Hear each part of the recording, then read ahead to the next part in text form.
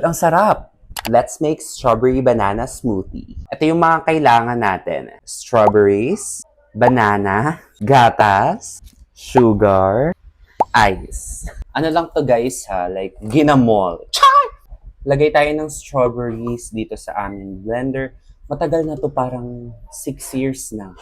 This is from JML. Binili to is 2020. Diyan.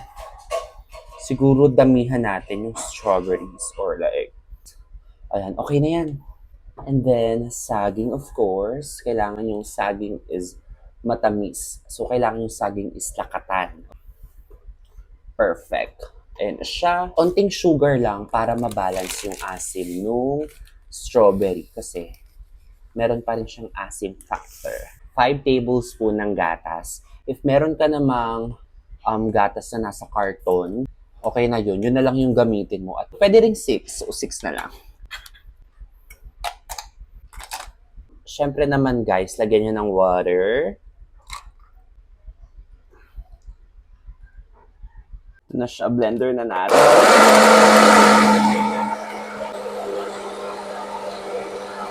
Okay guys, taste test.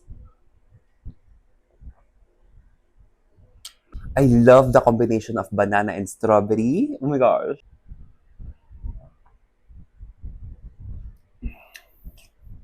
Sarap niya.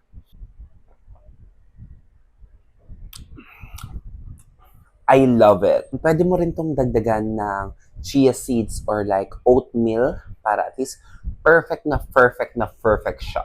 Ganon!